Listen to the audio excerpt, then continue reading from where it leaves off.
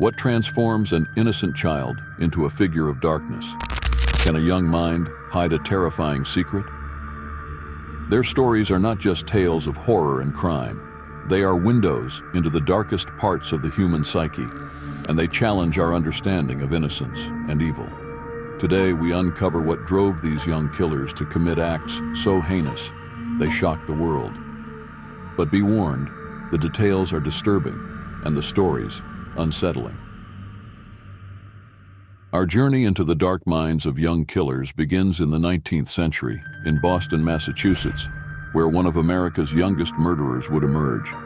Jesse Pomeroy was born into a world vastly different from ours today, but his actions would send shockwaves through time. Born in 1859, Jesse was different from the start.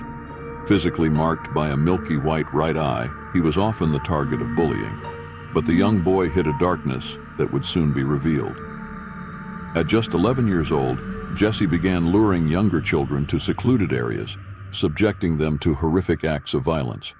His methods were cold, calculated, and chillingly cruel. By the time he was 14, Jesse's crimes escalated fatally.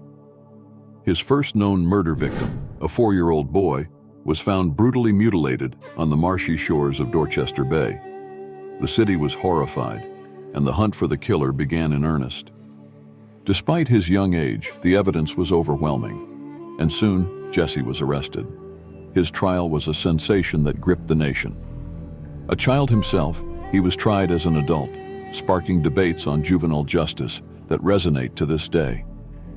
Convicted of murder, Jesse was sentenced to life imprisonment, making him the youngest person in Massachusetts to receive such a sentence. He spent 53 years behind bars, most in solitary confinement, until his death in 1932. From the historic streets of Boston, we now travel across the ocean to England, where another child, Mary Bell, would shock the world with acts just as sinister. The story of Mary Bell takes us to 1968 in Newcastle upon Tyne, England. Mary was known in her community as a bright, albeit mischievous child. What many did not know was the turmoil hidden within her. In May of that year, the body of a young boy was discovered on a deserted wasteland. He had been strangled. Just 2 months later, another boy, only 3 years old, met the same fate. The community was paralyzed with fear, the police baffled. As the investigation unfolded, evidence led to Mary.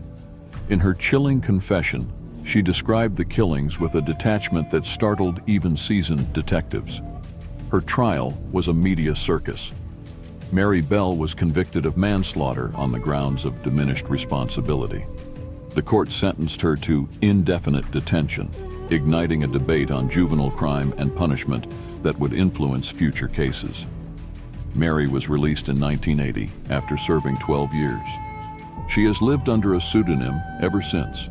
Her case is a haunting reminder of the complexities of child psychology and the potential for children to commit grave acts. While Mary Bell's story raises questions about the nature of evil and redemption, our next tale involves not one, but two young minds, Robert Thompson and John Venables. The story of Robert Thompson and John Venables brings us to 1993 in Liverpool, England. It's a tale that begins in an ordinary shopping mall, a setting frighteningly familiar to anyone.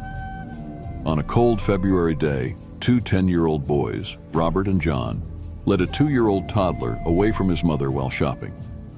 What followed was a crime that horrified the nation and the world. The young toddler was found dead on a railway track, miles away from the mall. The brutality inflicted upon him was stark and deeply disturbing. The case of Thompson and Venables is particularly unsettling because it challenges our understanding of what children are capable of. It's a stark reminder that societal norms can be broken, even by the very young. The trial of Thompson and Venables was a media spectacle. They became the youngest convicted murderers in modern British history. The trial raised difficult questions about culpability, childhood, and the capacity for rehabilitation. Sentenced to detention until they reached adulthood, both were released on lifelong licenses in 2001, having spent 8 years in custody. Their release was under new identities provided by a witness protection program, an unprecedented step in British law. It remains one of the most contentious and heart-wrenching cases in the annals of criminal justice. Each of these stories illustrates different facets of childhood crime. They compel us to confront uncomfortable truths about society, justice, and human nature. They challenge our notions of innocence and culpability, pushing the boundaries of our moral and ethical frameworks. Thank you for joining us on this unsettling journey through the darkest corners of the human mind.